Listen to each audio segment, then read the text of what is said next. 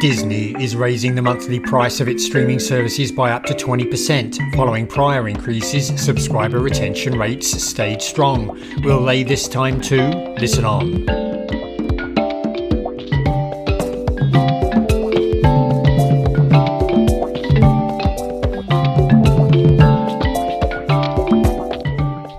Welcome to this week's edition of Inside the Stream. This is Will Richmond from Video News. And of course, Colin Dixon from End Screen Media is with me. Colin, our viewers can't see you, but you're wearing a neon green shirt today, which you would be very safe being out on the roads jogging, but apparently that's not the reason you're wearing it. Well, I've certainly been out on the roads walking, but it, as you say, makes me nice and visible. So if you want to run me down, I'm an easy target. Well, hopefully nobody wants to do that, Colin. Let's go ahead and get started with a couple of news items this week, and then we're going to get into the Disney price increases. That's right. And talking of price increases, one of the way out of all of these price increases could be usage pricing, at least according to a company called ChargeBee. They did a survey of, I think it was over 1,000 people. I can't remember the exact number. And this is all about usage pricing. And they basically asked people about two types of service model, Will. So the first is our trusty streaming. And they were asking them about pay-per-view, if you'd rather use pay-per-view rather than, the pay once and get access to everything. And they also asked them about per meal for meal kits. So, if you're ordering in these meal kits, and would you prefer to pay by the meal rather than getting a bunch of kits all at once? Well, it turns out apparently that people think that this is a great idea, because 36% said that they were somewhat interested and 34% said that they were very interested in paying this way, for a grand total of 70%. So, almost 3/4 of the people asked in the survey said that they were very interested or somewhat interested in paying this way, in doing pay as you go. So I thought this was kind of interesting. Also, I have to say that I kind of don't believe it. And there's a good reason for that. There was a company called Strum that started up, a service called Strum that started up. That was pay as you go. Basically, their model was simple. You put in $20 at the beginning of the month or something like that, some. And each time you watched a video, a little bit of money was taken away from your stash, your cash that you have with them, and then you replenish when you've filled up when you've used up all your credits, as it were.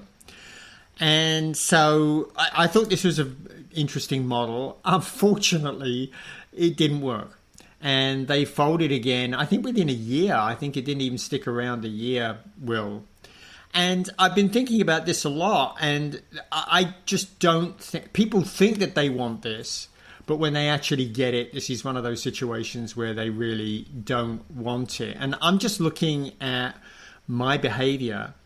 I use a service called Hoopla, which is from the library.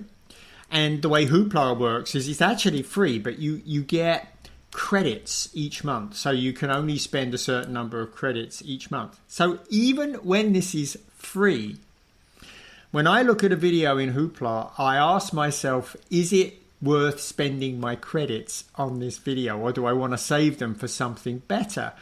And I can't tell you the number of times I just go, nah, I'll save it, and then I don't use my credits that month. And that's the problem with this model. The problem with the model is every time you find the video, it becomes a spending decision. Do I want to pay for this video?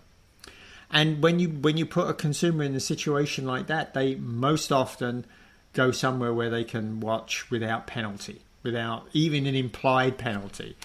That's what they do. So anyway, I thought it was interesting that so many people said that they wanted it, but there is absolutely no evidence at all that people will really use it. Right. And we know from consumer surveys that people say all kinds of things in response to something that they don't necessarily follow through on. So it is unpredictable that way. I'll also say from my standpoint that ages ago, working in the cable industry, we always contemplated whether that sort of a model would work, although we were really more focused on packaging and pricing rather than that sort of pay-as-you-go model, although pay-per-view is certainly a very successful model in the cable industry.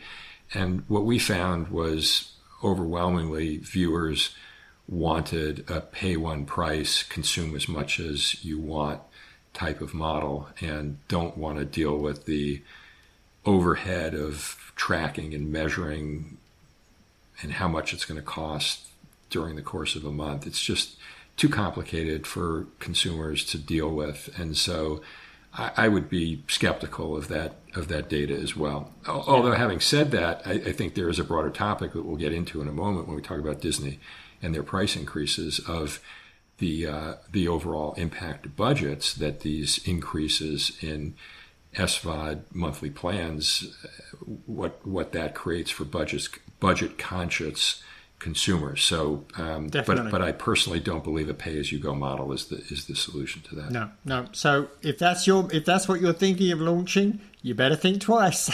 Anyway, What did you see? Well, continuing on this price sensitivity question, hold on to your hats because item from CNBC this week said that the NFL is considering renegotiating its media deals as soon as next year. What a shock. That would be 4 years ahead of schedule because, as Roger Goodell, the NFL commissioner, said, he believes that the NFL is, quote, leaving money on the table when he looks at other deals that have been signed by the NBA and NHL recently.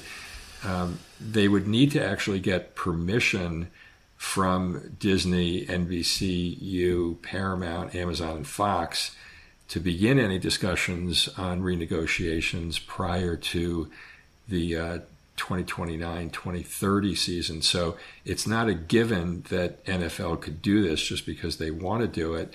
But I think we just talked about on last week's podcast, maybe the prior week, about the success of the game on YouTube with the Chargers from Brazil. And we talked about that audience that YouTube attracted and how successful that game was for them. And we actually speculated on the idea that given that data, NFL could be tempted to create some sort of an international media package. They have wanted to ramp up the number of games played internationally. So that could be a potentially interesting package. Now we're talking about them trying potentially to test the water in renegotiating domestic deals and no doubt international coverage as well earlier than expected. So I don't think either one of us is surprised given how the NFL has sliced and diced its rights deals and done all kinds of things over the years. Not surprised at all that they would want to try to go to the well earlier than they were supposed to be going to it. Yeah. Right.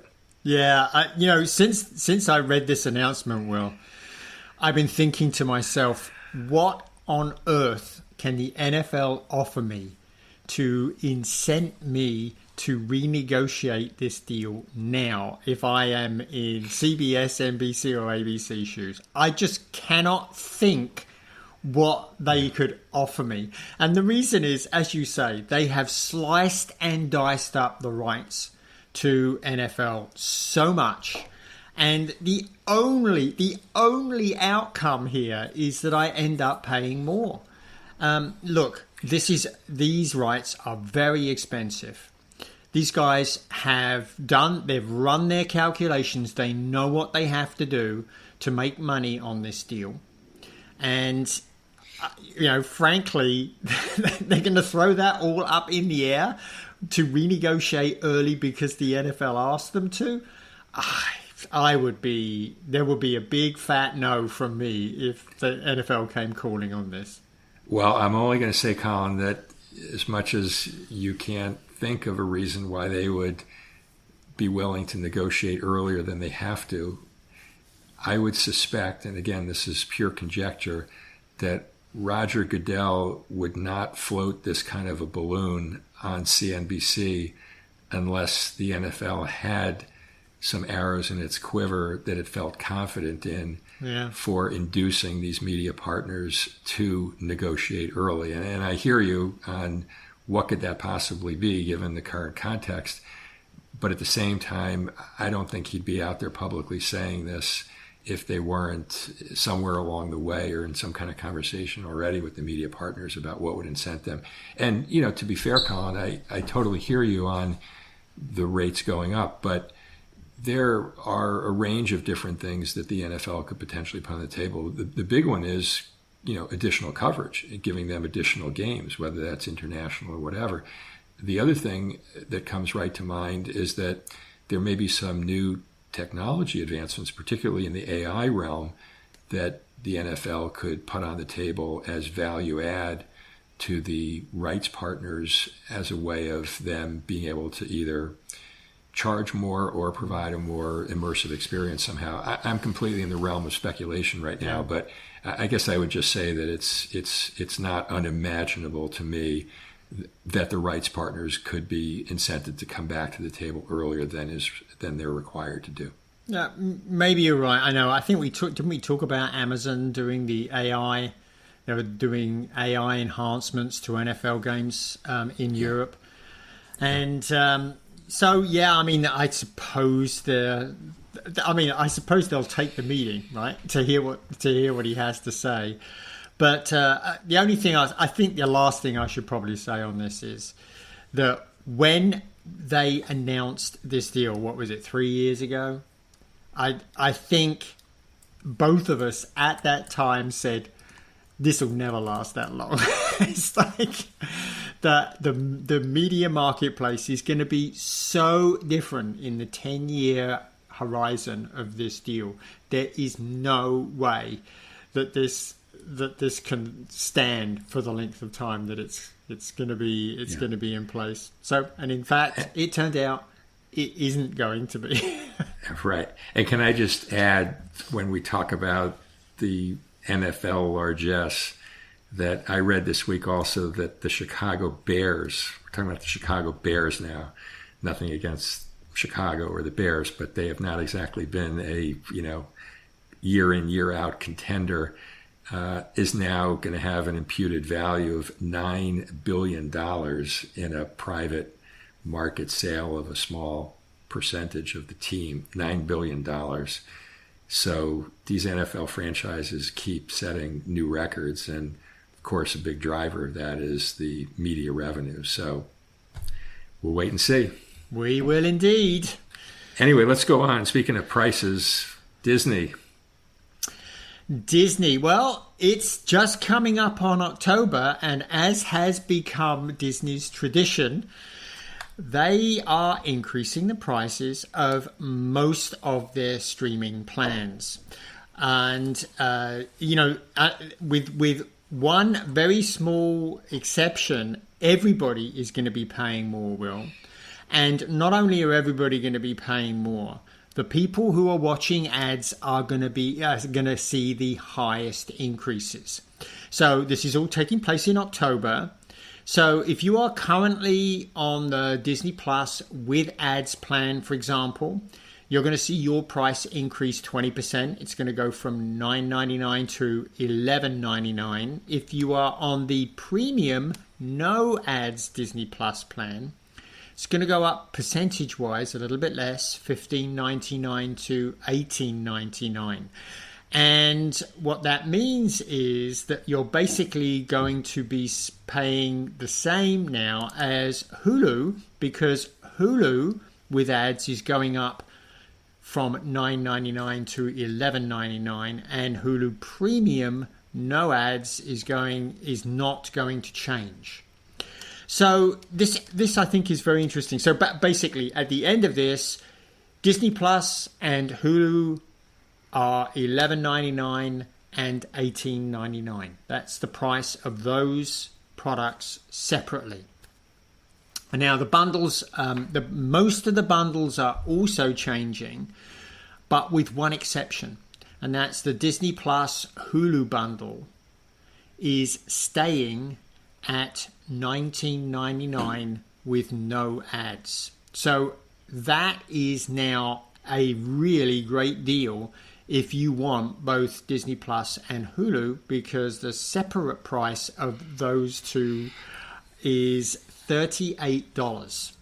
So that's a really great deal. And funnily enough, that's the one I'm on, Will. So I'm not seeing any price increase. But really, a lot of the plans, a lot of the bundles are going up in price. The basic bundle with ads, which is Disney Plus, Hulu, and ESPN Select, which is, they've renamed ESPN Plus to ESPN Select. That's with ads, that's going up $3 from $16.99 to $19.99. So I won't bore everybody with going through all of the price increases. Basically everything except the Hulu Premium and the Hulu Plus, Disney Plus Premium. Everything else is going up in price, so you should check and see how much you're going to be spending. And what this had me do is it had me running from my spreadsheet, because Disney really is putting the pedal to the metal on spending, Will. And it took me back to, I remember a couple of years ago when they really started cranking up the increases in price on Disney Plus. Bob Iger, they just put in a price increase, I think, in 2023, and Bob Iger was asked about the impact in Q2 2023. So that's Disney's Q2 is financial quarters, so that's actually in Q1. So when they put the price up in October 2022, it was a big increase. And he was asked about this. He was asked, okay, so what was the impact? And what he said was this: we were pleasantly surprised that the loss of subs due to what was a substantial increase in pricing for the non-ad supported Disney Plus product was, quote, de minimis. It was some loss, but it was relatively small. And then he went on to talk about, he thought there was tons of price elasticity. And really, I mean, the price now of Disney Plus from back then, it's almost 3 times as expensive for ad-free viewers. It's almost 3 times as expensive to watch Disney Plus ad-free. So he's really cranking, as I say, cranking up how much people are spending on Disney products. And Disney products are the prime driver of driving up the cost of SVOD. So I went back and I looked at the cost of the top 6 SVODs, which is Disney Plus, Hulu, Netflix, Paramount Plus, Peacock, and HBO Max. So I went back and looked at those prices in August of 2023. And what I found was that the with ads plans were $44.94. And the without ads plans were $78.44. And in October next month, they will be $60.94. So that's $45 to $61. And $102.94 without ads, that's $78 to $103. And what's more, Disney is responsible for half of the increase in the price of the top 6 SVODs. So they really are applying the pressure on subscribers now, Will. So are you going to cancel your Disney Plus subscription over this? Well, I'd have to have a Disney Plus subscription in the first place to cancel it. So it's not applicable to me. But a couple thoughts there. First of all, those increases that you're talking about, 45 to 61 and 78 to 103, far surpass the rate of inflation during this period. Oh yeah, I mean, it's not even in the ballpark, close to being in the ballpark. So I can tell you, the inflation right now, Will, is running at about 3% in the US. Exactly. So, yeah. It's just way beyond. Also, I think one thing you may not have mentioned just to add is that Hulu Plus Live is going to go from $82 a month to $89 a month. That's an 8.5% increase. I think, there aren't that many people. I think, last count, about 4 million or so. 4.3 million, Live. yeah. 4.3, yeah. But they've been sort of kind of in a pretty narrow range for a while now. More important to me is that I think the Hulu Plus Live price increase is an indicator that we'll see YouTube TV also raise their price from $82 to fill in the blank in short order, and that's a much more popular service. So I think we'll see that. And of course, YouTube TV started at $35 a month. I remember that because I was one of the original subscribers, and me too. Long in the rearview mirror now as well.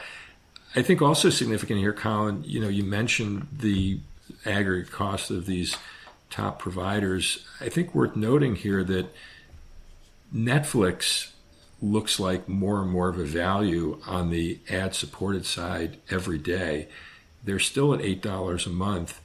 Disney Plus with ads is now, as you said, going to go to $12 a month. So it's essentially 50% more per month on the ad-supported tier than Netflix is. Ditto for Hulu at $12. Apple TV doesn't have an ad-supported plan. Peacock is now going to be at $11, and Paramount. I'm sorry, they're going to be at $11. Paramount Plus at $8. So Disney is really surpassing Netflix now on the ad side, and seems to be, as you just said, seems to be maybe coming up a little short in terms of how the ad tier is performing, given this rate increase that they're doing on the ad side. Netflix, I don't know. I mean, they've been at 8 now for a while on the standard plan with ads. They may be seeing a better performance on the ad side because the gap between ads and ad-free is a healthy $10 a month now. Excuse me. One little nit there, maybe you have the answer to, Colin, is the Netflix $8 a month with ads. That's a single stream plan, I think, right? You can't have multiple users concurrently streaming. Is that correct? I think that's true, yeah. Right. And I think that's true. What I didn't know was with the Disney Plus ad-supported plan, can you have multiple concurrent users, or is that a single stream plan as well? Yeah, I can't remember off the top of my head, Will. I mean, if they had concurrent availability, then it would make the price of the Disney Plus plan feel more competitive than relative to Netflix, because I think with Netflix, adding each member on that standard plan with ads is $7 a month. So Disney Plus, by comparison, then would be more competitive. But I don't know the answer to that question. But regardless, I think the point stands, as you said, which is Bob Iger was, in the last time they did the conference call following the rate increase, he was pretty sanguine about how well they were able to absorb that price increase, talking about elasticity. It'll be very interesting to see whether he makes the same comment this time around or whether they see some softening in that elasticity, because let's face it, household budgets are under pressure. There's no question about that. And, even with inflation moderating a bit to 3%, lots of people feel budget pressure, and Disney Plus is a squarely mainstream product, as we know. Yeah. So taking up that rate as they're doing, I don't know, common sense says to me there's going to be some softness, but we'll have to wait and see what they say, right? We will, and unfortunately it's going to be quite difficult to ascertain, because like everybody else, they're going to stop providing subscriber updates. So it might be quite difficult to tell. I think you're absolutely right. I think what this data is telling us, what the way they're implementing these price rises and the way they're implementing them, high price rises on the ad-supported plans, is that they're not making up the difference between ad-supported viewing and ad-free viewing. That's why they're holding the line on, I think, Hulu at $18.99 for ad-free viewing. And I seem to remember Netflix, the last time they were asked about this in their earnings call, that they made the comment that they were getting there with making up the difference, that they weren't there yet, but they were getting there. Now, I think it's highly likely that Netflix is doing much better here, even if they're earning the same CPMs. I think they're actually, the last time I looked, they were earning a little bit better CPMs than Disney were earning in their D2C services. And the reason is simple, that the viewing time for Netflix is much higher. This has always been, I think, an Achilles heel for Disney Plus, particularly because while it does have some great content that people really do seem to like, it's far from a daily service. This is a service people go in once or twice a week, not every day. Netflix, people go in there every single day. And they're watching from, 1, 2, or 3 shows. If they're watching ad-supported, this is gravy, right? They're seeing plenty of ads. Netflix gets to make up that difference. This is the Achilles heel of Disney Plus. This is why Iger and his team are so focused on combining Disney Plus and Hulu, getting that in one platform, because they want people to come and stay and spend a lot of time watching so that they see the ads and they make up for that difference. And interestingly, one thing that just occurred to me, the ad load in Hulu is much higher than the ad load in Disney Plus. So I'm wondering, is that another thing that we're going to see? If you're watching with ads in Disney Plus, are you going to start seeing Hulu ad loads in Disney Plus content? That would be a big change, because Hulu, I think they see twice as many ads as people watching in Disney Plus. So they're really applying the pressure, as you say, Will, to make these services pay. Yeah, I think that's an excellent point, Colin. And I know I've made this point early, over a number of podcasts, that I subscribe to the Netflix with ads, the standard plan, and that ad load is extremely light. So I don't know how the Hulu and potentially soon Disney Plus ad loads compare to Netflix, but I would say it's probably fair to say that they're much heavier than Netflix's, which of course only makes the Netflix standard plan with ads experience look that much better. One thing I did want to mention also, Colin, just as we talk about the relative weight that Disney put on the increase to the ad plan versus the non-ad plan. As you said, the ad plan is going from 10 to 12. That's a 20% increase. The without ads plan is going from 16 to 19. That's a 19% increase. So they're basically going up by the same percentage. We don't want to leave listeners with the impression that somehow the percentage increase on the ad plan was significantly higher than the ad-free plan, because it wasn't. They're comparable, 19 and 20%. We'll have to wait and see how these play out. And as you said, we're not going to hear more about subscribers any longer from Disney, and just as we don't from Netflix. But I think, no question, on the earnings call, analysts will be asking what the impact of the rate increase was on subscriber growth and retention. Yeah. What I would be advising people who use these services is to take a real look at how much you're using them, and don't be shy to cancel and come back. If you're not using it, if there's not anything you're watching right now, cancel and come back in later when they've got something that you really want to watch, and resubscribe, because you can still do that unless, of course, you're signed up for the annual plan, and then that's you're kind of stuck. But if you want to reduce your costs, I really recommend that people think about doing that a lot more. Okay, Colin is channeling his inner Ralph Nader right now. Savvy shoppers. We've got to be savvy shoppers, Will. So we're going to leave it on that note for today, Colin, right? Lots of ground we just covered.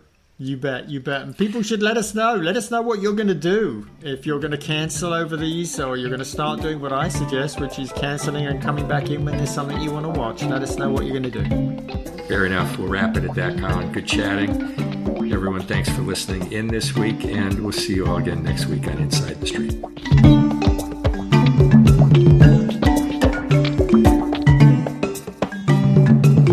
Inside the Stream is a production of In-Screen Media and Video News, all rights reserved.